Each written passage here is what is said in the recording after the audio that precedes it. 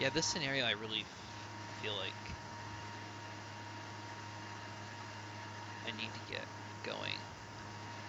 It's only an hour in, but I always feel like I'm behind. So any questions from chat? Any questions about command scenario design, scenario recommendations that people have? Um, so I guess going back to kind of themes, other than like let's go to let's talk about like underused themes. Is there anything that you feel isn't really covered as well as it maybe should be or could be?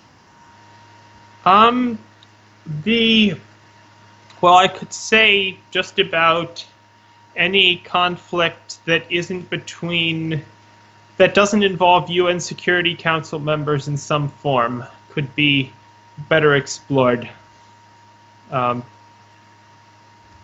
where you have limited countries fighting limited wars with limited resources. Uh, that's big under its own, but it's very interesting to see underused or underappreciated parts of history. Um, yeah, I know this is really cliche, but I actually think what's not really used is basically like 1980s like air war over Germany. You see a lot of like scenarios in like the Gap, but you don't really see a lot of scenarios like over like Western Eastern Germany. You don't really don't see that. I mean, I think part of the problem is that I actually started doing a scenario for that area, and it's literally like the biggest air battle in his or would have been the biggest air battle in history. I mean, there is no way to take, that and do like a small little section and do the subject justice, I think. The there is a community scenario that tries and does fairly well. It's called the Fighter Bomber Aviation Regiment. It's where you control a squadron of MiG 27s in the 80s. But I think that the actual Central Front battle over Germany has the issue, and it's not an insurmountable issue, it's just a noticeable one that I see in places like the Baltics and the Taiwan Strait, where it's just a small area and a lot of stuff in a small area, so there isn't really that much room for tactical finesse. So it turns, it's just a very small area, a very lot of missiles firing, a very lots of things, and it doesn't have the sort of room for maneuver that a bigger over the whole North Atlantic GI-UK gap, for all its clichéness, does have. Which isn't saying it couldn't be done well. It's just you'd have to do it very big, and it would be very macro in nature. Um,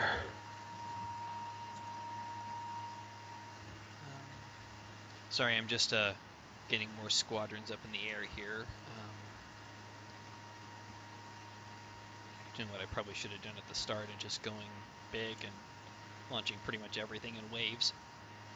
Gonna use my fighters to kind of clear the area and then bring in. Can the satellite use in scenarios be well played, or is it just waiting for a passover? Um, I think I don't want to say biggest issue with satellites. It's just it's not really an issue. It's just how the mechanic works. Is that they can really only be done for satellites that are like in orbit in that year. For instance, in this scenario here, it takes place in 2020. I say I couldn't load, say, a satellite pattern or a satellite at all from, you know, 2000 into this scenario. I think is kind of the biggest thing with them. Not really biggest. It's not really an issue. It's just it kind of precludes their use. Um, I admittedly haven't really used them as much, just for that reason. I think they're kind of one of those things that doesn't really get used maybe as much. I think maybe because they're probably more on the strategic level than they are on the tactical level. You really don't see a lot of battlefield commanders, having probably direct access to satellites. Well, they do, but they have limitations, which everyone in the Cold War knew about these satellite limitations, which is why you have when dispersing and hiding when when they know the satellite is going to pass overhead, that sort of thing. Um, so it is a um, it is a limited but still extremely useful function. All right, so it looks like the Alpha. I wonder where these guys are going to.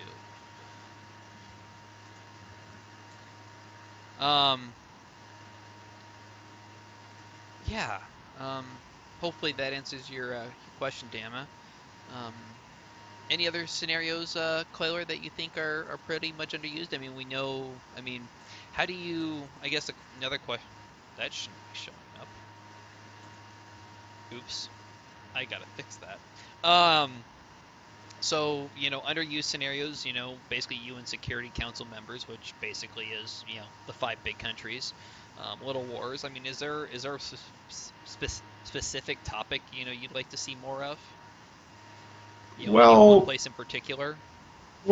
it could be stuff like Thailand, Vietnam, um, India, Pakistan. They actually have a significant arsenal. Unfortunately, it's also a significant nuclear arsenal. Um, in fact, one of the other bricks in my scenario pile is one the where the war between India and Pakistan in 1999, it's to date the only conventional war between nuclear states, drops the conventional part, and it's sort of like a more modern deter, detect, defend, that where nukes are flying, even though it would be an incredibly depressing one. Um, and then maybe just even farther down, just a few regional airstrikes, like Uganda and its Su-30s intervening in South Sudan. That's sort of down to that lower level. Um, Sorry, just trying to get aircraft airborne here. Um, yeah, I think. I mean, do you think that has to do with there's more interest in basically the big five than there are I in say India and Pakistan? I would think that it's partly interest and then partly this something I'd wanted to bring up when the time came for it, and that it's I guess finally here I can finally say it, and that well, for a big country can have legitimate options that a smaller one can't. So there's basically, and this is what happens when you have a game as realistic as Command, which is that there is a sort of scale, inverse scale of how powerful, how much power you want for a scenario and how diverse the scenario can be. I would agree with that. I mean, I think I don't one thing to always consider is that you don't basically want basically a country just to be a punching bag.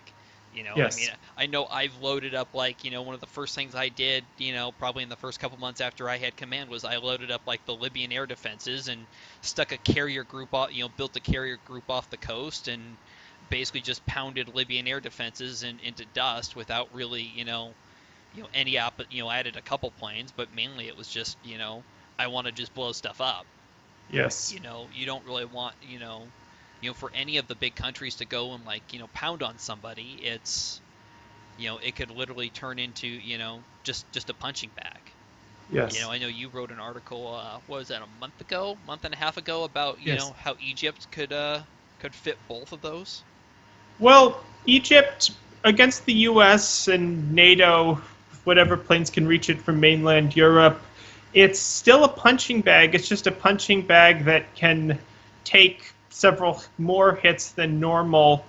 Um, it depends on what your scoring is. If you like the concept of just huge point losses to the NATO side if they lose an aircraft, it can be used for that, and it can also be used for a regional one against Libya. It's done some strikes in Libya for real, or Sudan. Um, maybe a second Egyptian-Israeli war, though it's kind of a punching bag against that too. Um, it is a um, it is an interesting concept. So that's the sort of thing there that's basically there.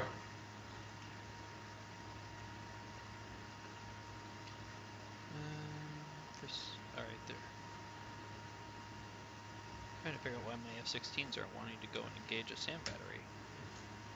Wonder if there's just too much ambiguity. I Yeah, probably. Looks like it. Looks like there's just too much ambiguity in the SAM location.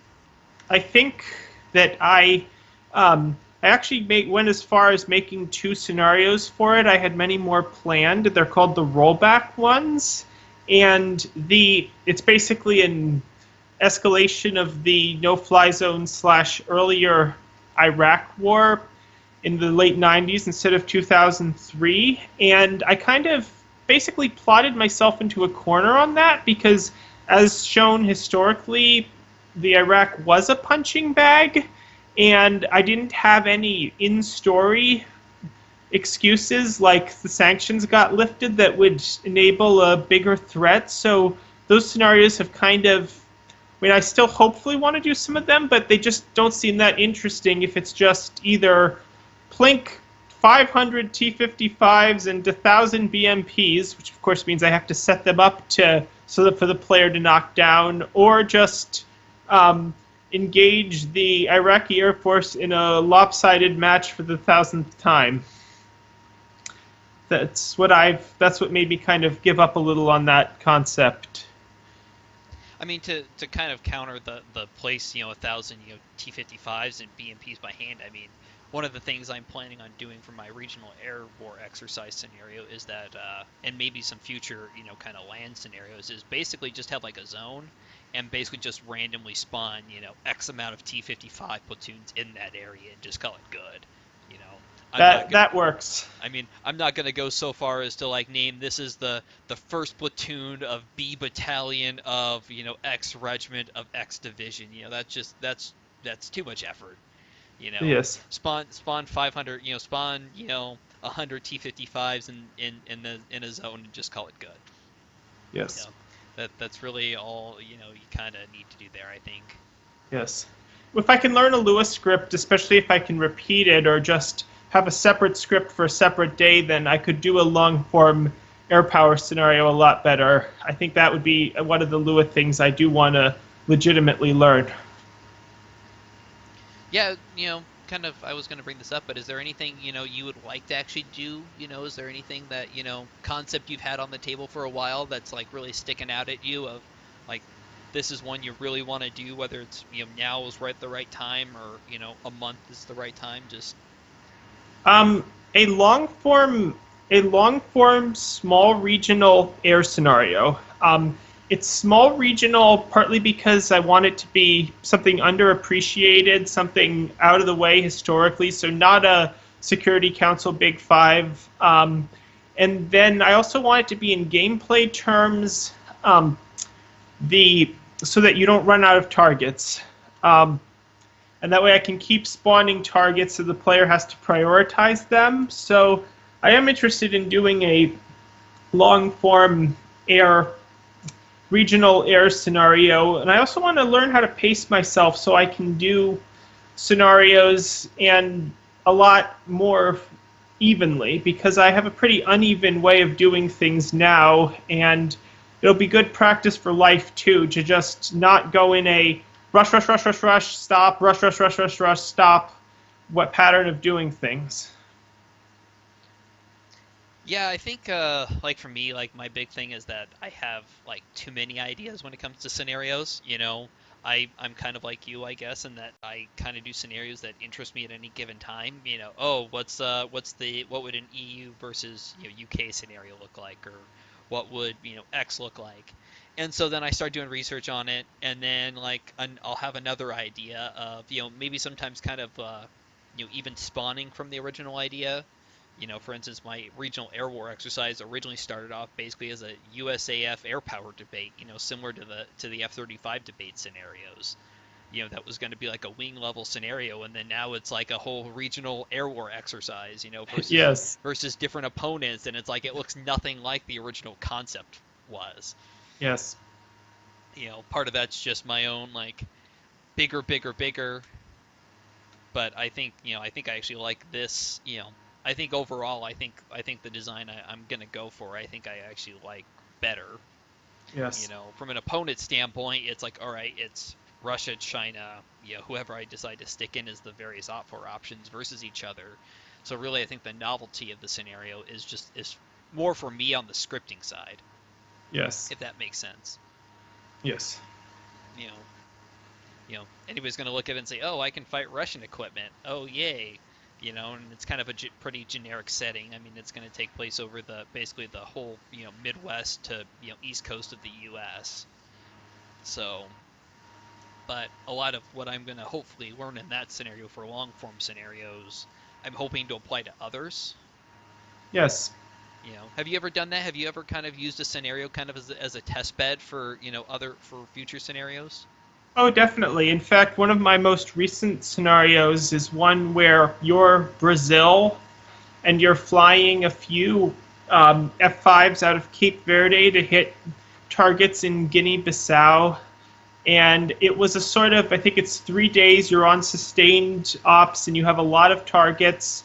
And my thinking was that I wanted to do a sort of small test bed. Okay, this is what the first few days, or at least a few days of a long form small regional air scenario would be like. Didn't you? I mean, I remember this. I may be remembering something else. Didn't you write something similar for Brazil, or not Brazil, but for Venezuela?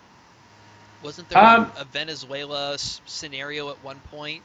oh yes, that's one that I had in my mind that I was planning on doing, even just starting writing an outline for, but I kind of dropped it because, in theory, a it would have been a I felt like because you were going to be controlling the U.S. with a few hypothetical fighters like Super Tomcats instead of Super Hornets, that sort of thing.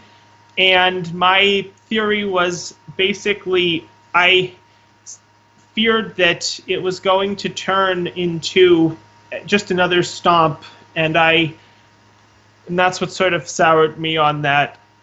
It was basically how much damage can you inflict in 3 days, and then I figured, okay, it's 3 days of a stomp, and I didn't want to also put a ton of targets in by hand. Do you ever find that like technical capabilities have or countries' capabilities have deterred a scenario from you, or Well, killed a scenario for you? the well, in some cases, if it's in almost everything involving the U.S. against another Big Five member, it's just that many cases it's X is too strong. Um, X, the country can't really do is really set out to be a specialized one. It can be very powerful in a specialized region, but not really that much power projection. That's another one. And then it's another, and if it's limited, then it's limited. So I don't really think it's deterred me so much um, as just well, it has deterred me, but it's in a way that I don't feel is that restrictive. Like it's more like a resignation of, okay, they can do this, they can't do that, so I won't make a scenario with X versus Y. It'll be Z versus W. Yeah, see, you probably remember this. I originally, I think even before my Cauldron scenarios, I had a scenario that was basically the Queen Elizabeth and the USS America with F-35s, basically versus the Charles de Gaulle. Kind of set around basically the Gibraltar. It's kind of like I don't want to say it was a modern Trafalgar, but you know, Yeah. I wasn't calling it that, but it was kind of like it was in this area. Essentially the French were trying to break out through Gibraltar into the Atlantic to raid shipping. Kind of another one of these of a U.S. UK scenarios versus really didn't have a concept of what started it. It was just that. But I found that like French sending exocets against an Aegis or um, I can't remember the British destroyer class right now. Type The 45. Yeah, their their air defense radars were just it's basically just it's stupid. Like there's no way an exocet or in retrospect a harpoon is ever going to get through that. One missile and maybe 1,000 will ever penetrate an Aegis. It's just I not. Yeah, it takes a. I found that if you have a really, really, really big salvo and the Aegis one doesn't have an E2 providing top cover, you can do it fairly frequently. But if it's just a but if it's a fully combined fleet in the open ocean with full air support, yeah, it's very hard. Um, so the that's I think the reason for um, these being for the Chaudron sends being first hunting submarines and now land-based air against each other. I would assume. This scenario I didn't run into too many difficulties. The other thing I really going back to like countries that are specialized is like the French and to some even like the British. Nobody really has any anti-radiation missile but the U.S. You know, the British retired theirs back in 2013. The French retired theirs back in I want to say '06, but I know that's wrong. That's just a guess. The Germans I think had one, but I think retired it as well. So it's like the British right now are using Brimstone 2s, which aren't really great. You know, they're not an anti-radiation missile, and I know they've got a new missile development that they're planning on. The European country with the best in the database with the best ARM capabilities right now is Italy. Their tornadoes still have air-to-air anti-radiation missiles on them too. But even those are going to be tricky against a carrier, especially once it gets over the horizon.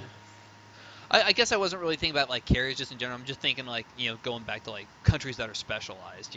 Yes. A lot of countries are specialized. Like the British during the Cold War were really specialized for ASW. That Yes. was within NATO. Their goal after basically once the Ark Royal class was decommissioned was their thing was ASW, while the U.S. basically concentrated on basically heavy carriers. Yeah, in fact, there was one darkly amusing part, which is, well, in hindsight, it was darkly amusing. At the time, it was a crisis where, in the early 1980s, the U.S. had decided to leave minesweeping to the minor NATO countries because it was like, okay, we have the big carriers, you do the less glamorous inshore work, that sort of thing. And then when the tanker war, Iran and Iraq and the Persian Gulf happened, and the U.S. suddenly desperately needed minesweepers, that was a problem. They have some now, though, thankfully. Yeah, I mean, aren't most of the U.S. minesweepers supposed to be replaced by basically the LCS with a minesweeping package? Yeah, the LCS is kind of like the. I know you were not the biggest fan of it, but I'm willing to defend it to a degree more than you are. But there is definite unreal. I don't want to say unrealistic, but you have to when you're doing this sort of scenarios. Yes, people are specialized for a certain role, and it's makes sense in real life for the European ones to go, okay, the US will do the big heavy air defense busting so we can concentrate on joining in the dropping once the door is clear, that sort of things. But when you're making a scenario where they're by themselves for whatever reason, then yes, it can become tricky. I really wish that these guys would finally get localized so I could actually launch strikes on them. I really hate that ambiguity zone. That's what ground-based SAMs are. That's the big issue with them. No, That I'm they're, I'm I'm not saying that. Just from I'm. This is more from a game perspective of oh yeah. I'm looking at Have these you three. set it to ignore ambiguity? Have you set their doctrine to ignore Um, ambiguity? I I do not recommend it because if it's a huge uncertainty zone, then they'll just fly off and it'll land on another continent or something. Yeah, I mean, I could for those units, but I don't think it's a good enough to launch. Well, let's see. I'll set just these units, just these SAM units to go after it. I know I'm not really playing the scenario as well as I probably could here. Yes. I'm really rather talk than play. Um, yeah, going back to country specialization, it's something I've definitely had to consider, especially as I get more into these cauldron scenarios of, you know, designing the scenario around base and one, because I like objective based more than I like point based. I've never really been a fan of, destroy X amount of aircraft, destroy X amount of land targets, and you get, a certain amount of points for each. You know, yeah, it has its place if you're doing kind of say, oh, let's say like Libya versus the U.S. and the player's Libya. Yeah, give the player more points for killing a an F-14 with a MiG, that's outdated by 20 years or more. Yes. But for the most part, I prefer more objective based. Did you actually accomplish your objective? Yeah, the although in this case, and I've wanted to do, and again, I have to focus my mind so that I don't get overloaded by a million more scenarios.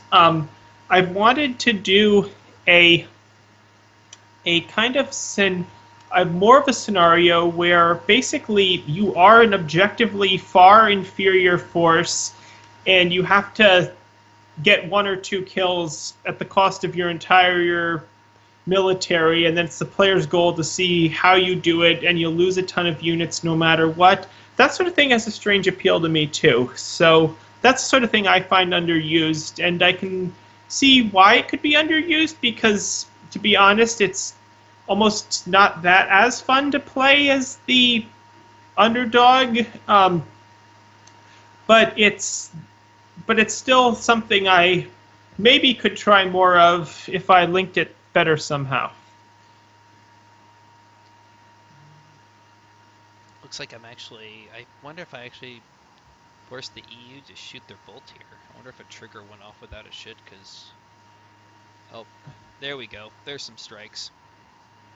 Now I know we had originally discussed, or originally this scenario was supposed to kind of have a player loss condition of basically not only attacking, but if you didn't attack targets correctly, then basically the French were going to launch nukes at some cities in the UK. Have you ever found something similar where you need kind of a loss condition or basically just an additional thing that's not or something similar. I guess not, maybe not a loss condition, just an additional challenge, maybe that a normal country, would a country doesn't have. If that Well, makes sense, it's kind of a weird question. well, it's kind of like a tough challenge for um, and it's kind of like a tough challenge, but it means that it wouldn't be as it's sort of like a it can work if you have that idea, but it in practice a lot of the time it's a kind of unnecessary complication if it doesn't work. If it does work, it changes the tone of the whole story. Like if it's just a destroy missile silos at your leisure, not at your leisure, but just there's no nuclear consequence to that. That's different from take out all the silos quickly or millions will die. It's different, and I'm not sure a lot of the time I like the difference. Um, I'm sorry, what was that? I was actually sorry, I was kind of off in La La Land there. I'm not ignoring him. Okay, it was Something like popped up.